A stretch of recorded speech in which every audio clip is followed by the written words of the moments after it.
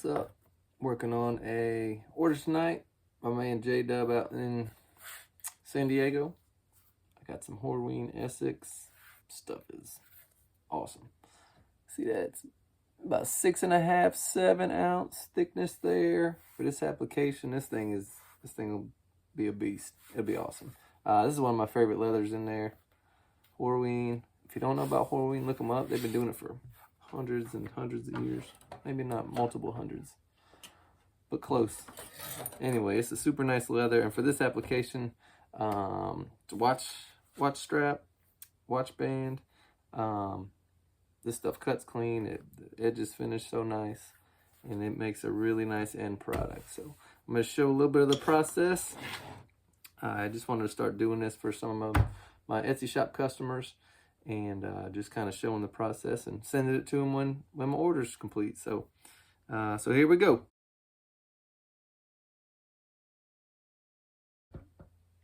All right, the first thing I always do is make sure this is completely straight, which it is not. So I'm gonna make it that way.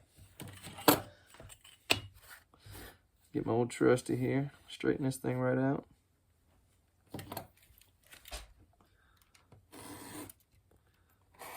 Got 3 wounds that I'm healing from recently, which is awesome.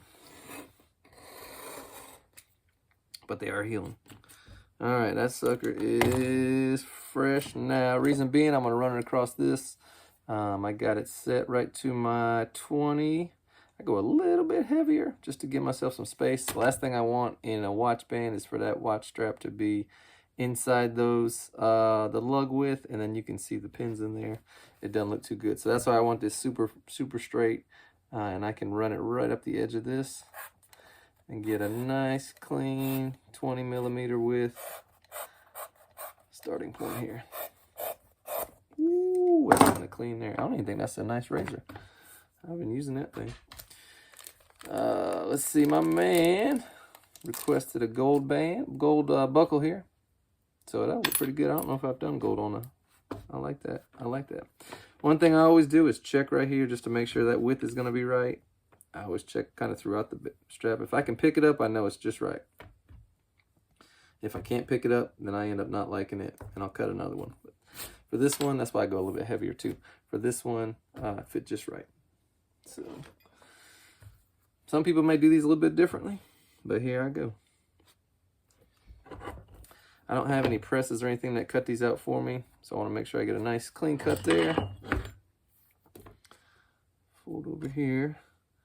This is one of the most satisfying parts here if you have a sharp razor. This thing cuts.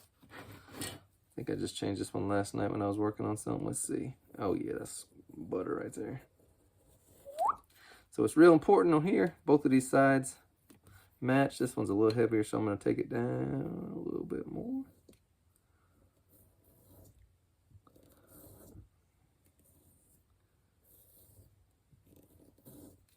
Sometimes I'll dig in too much and I'll end up having to cut a whole nother piece. Hopefully we don't do that tonight, but I do want to leave it a little bit thick too, just to give it some sturdiness in there. I like them a little more on the hardy side than the flimsy side. There's no nothing worse than getting a little flimsy piece that just doesn't do right. And some of these watch companies should be ashamed of themselves, sending out stuff like they do.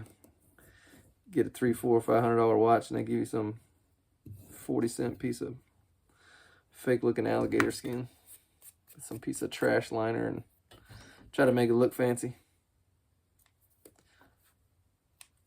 But this piece of leather will outlast that thing any day of the week. You're not gonna see it cracking or. So they finish these with all kind of oils and waxes, and they got their little secret recipe which they put in there. And people always asking how you take care of it. This thing's as good as gold. This thing will just go. Just wear it. That's how you take care of it. You'll wear it. All right, I am still a little heavy on this side.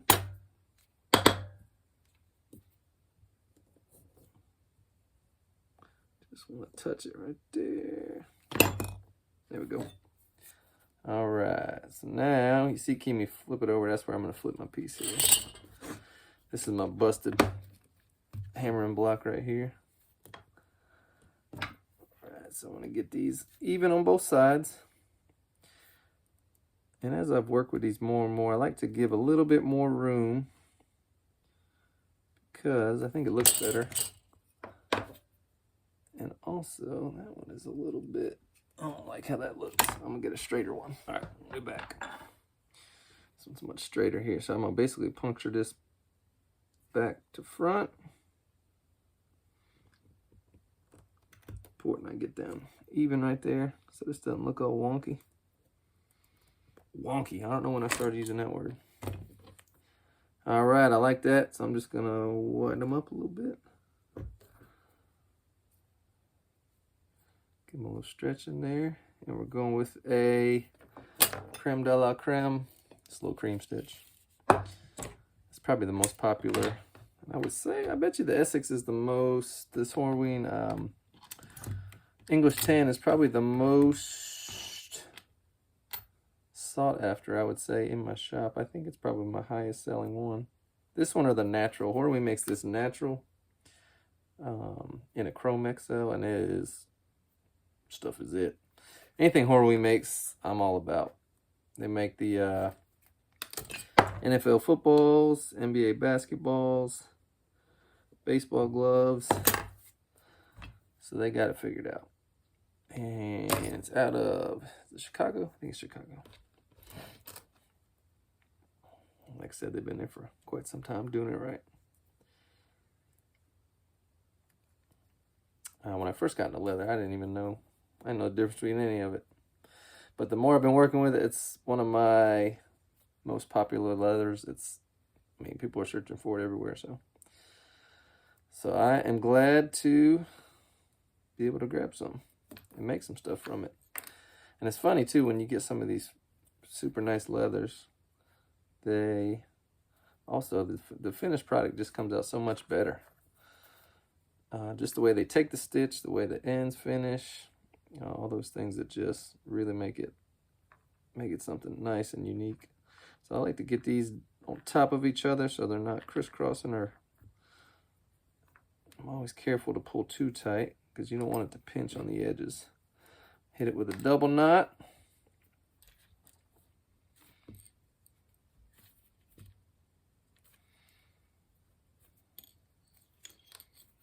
I'm going to contact cement this too, so it won't go anywhere. I think I had one out of my 5 years get returned, and it was early on, and it was my own fault. I didn't realize contact cement after some time kind of gets a little gooey. And I live in South Carolina. I put that joker in the mailbox, sat, and I don't think it shipped till the next day. So I believe it just kind of came reheated, came undone, and I did replace it though. So I didn't just give a man a band with a busted end here. Might even send him an extra one.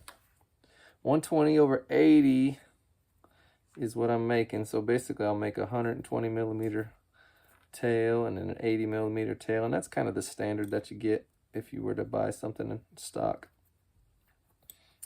It fits a lot of wrist sizes that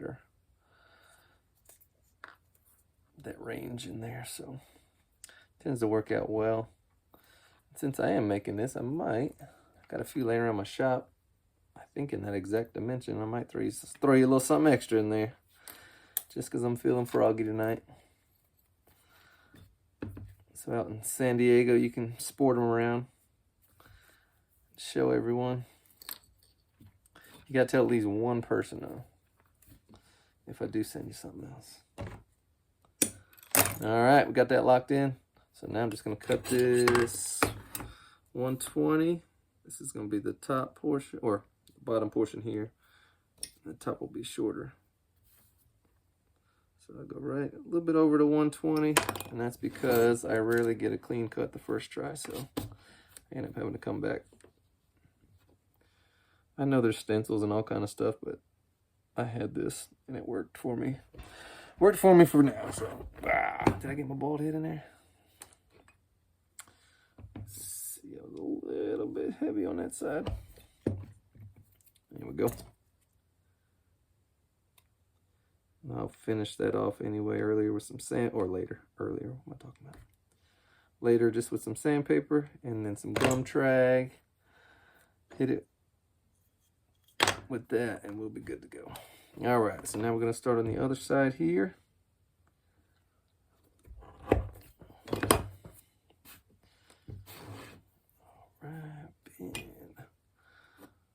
Yeah, this stuff is nice to clean under. I mean, that's so clean under there. It's just a, I was gonna say flawless, and then I look down here, but that's gonna get cut off. I won't worry about that. I kind of like some of those little characters, those little things in there, as long as it's nothing on the back. If it's eating up on the back or it eats through, then that's not obviously something you don't want, but sometimes it adds a nice little touch of flair to your piece, whatever you're making. I'll do it sometimes on a wallet, have it kind of running across the front or something like that, just to add a little something to it.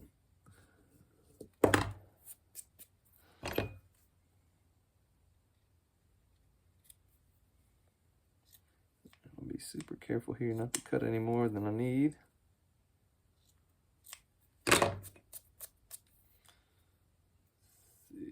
Ooh, boy's cooking tonight. I'll hit this edge so it sits a little bit more flush and tapered down towards the tip here, so it sits nice and flush, and that's just one nice smooth transition there.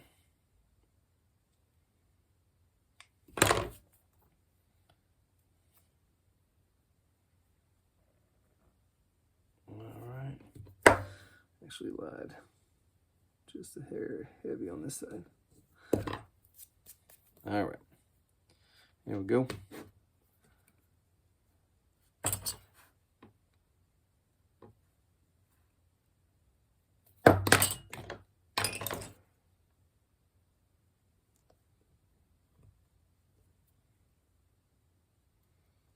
Just finished an awesome had a little documentary filmed on a shoe that I made. Me and my son were in a little bet, and he brought me some materials from a thrift shop, and brought me home a pillow, a purse, and a t-shirt, and I made a pair of shoes out of them. So I got a pretty cool video.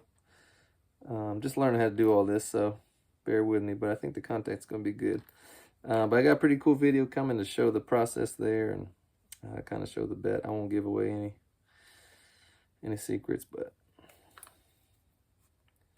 let's just say I'm not going to lose the first one I do. I may have just given it away. All right.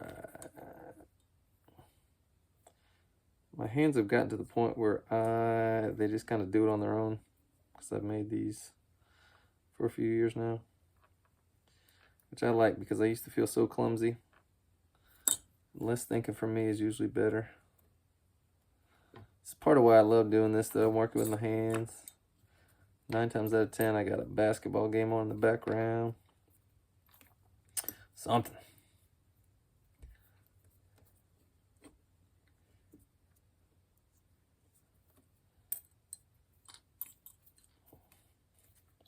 I don't know if you guys will start liking this. I'm going to start doing this for a couple of my projects. If I don't have, I actually do have a bunch of projects built up, but just start adding a nice little YouTube video to show you the process of the item I made for you. I think that's pretty cool. I don't know how people will receive it, but they might not like the shout out. Hope it's not a HIPAA violation. There's more than one J-Dub out in San Diego.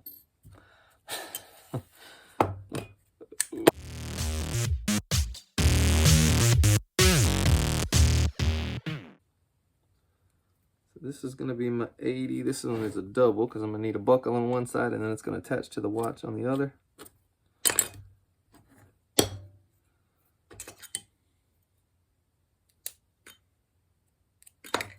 This thing's probably a bit overkill for what I do, but it covers the whole width of the watch band, so that's why I use them. I've tried those other ones on the side. I don't really like those. They don't cut as clean for me, so. And I don't have any super fancy machines in here. I see people run them just, it's done. Whatever width they want. I was like, man. One day, just know I'm coming. For now, scissors and a razor. But I'm coming. Yeah, a lot of these are done generally by stamping out a which no fault, man. I'm not gonna hate on them. I bet you that's way more efficient. My man's up here with crafting scissors. Oof. Let's see. Love getting a message from my buddies about going out and doing something, or they're going to dinner, they're going out. Like, nah, man, I'm up in my attic sewing. Just leave it there. No explanation.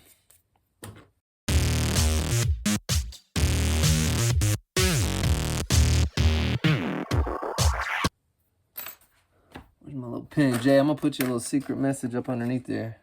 Only you and me are going to know about it. Oh, actually, if there's heat on it, it's going to disappear, but...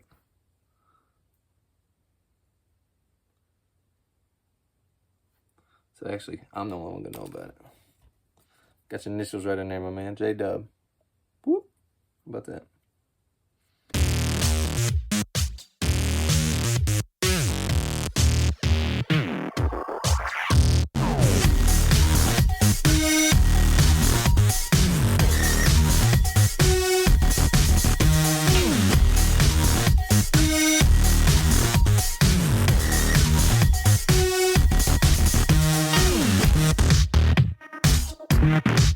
All right, so I got a top and bottom here. I am gonna make cut this here to make a little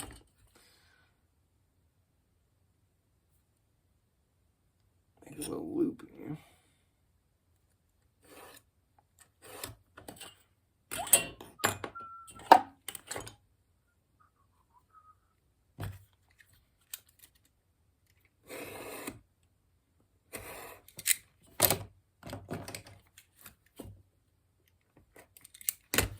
And that leather's awesome. All right, so for a loop, we start with thinning out one side. You don't want a big old chunky thing underneath there. And this is thick leather, so I'm gonna have to thin this out a bit,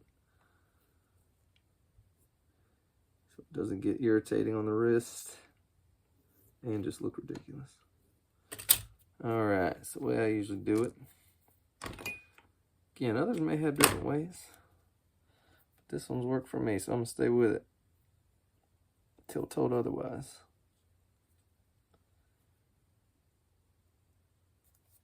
Right. That's a very official marking right there with my thumbnail.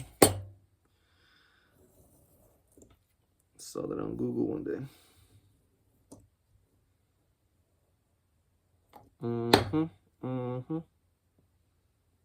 This one I want to keep nice and clean and even.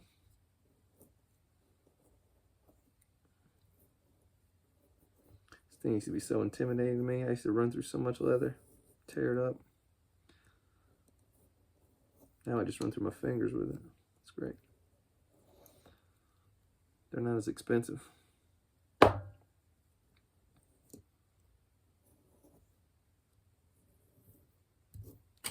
Alright, so that's pretty nice right there.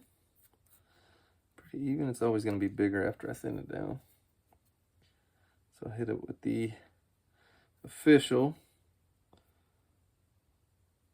thumbnail marking system.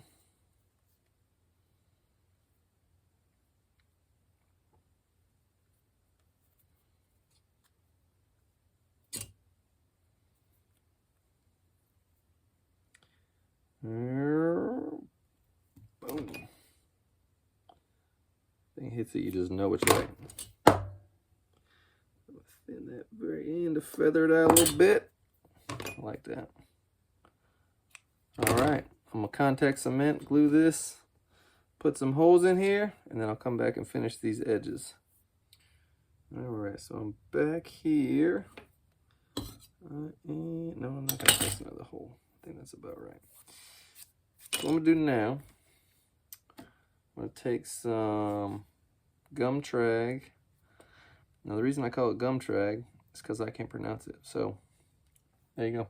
But what this does is helps when you cut this leather raw like that. It just has some frayed edges. Some people like that and will request that. But generally, if not, I just take my slicker, put some gum trag on them, and just kind of lay those edges down and give them a nice finish on the ends. Kind of darkens them up a little bit, gets a little patina across there, and just cleans it up real nice. You can even see it just with your finger putting it on there works.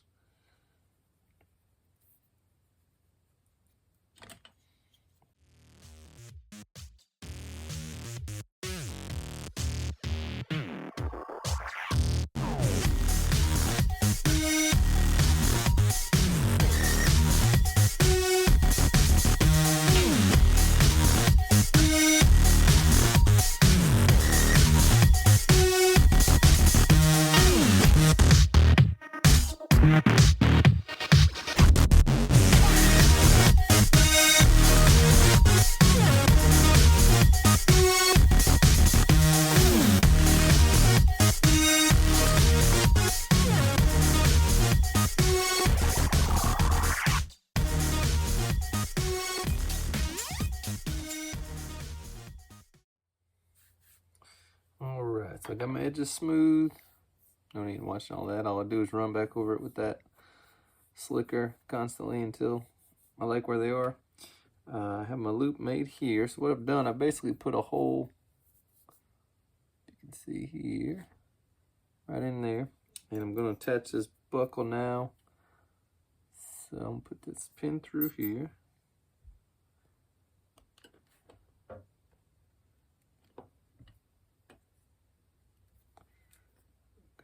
Get that through both sides. And this is where it was real important to make sure I cut this right, to make sure this buckle fits nice and snug up against there. I don't want it to smush. Sometimes I'll go a little heavy. I don't want it to smush in there, but I do want it to fit snug because it will flush up. That's about perfect here. So it will. Just got to hit those springs. This. There we go.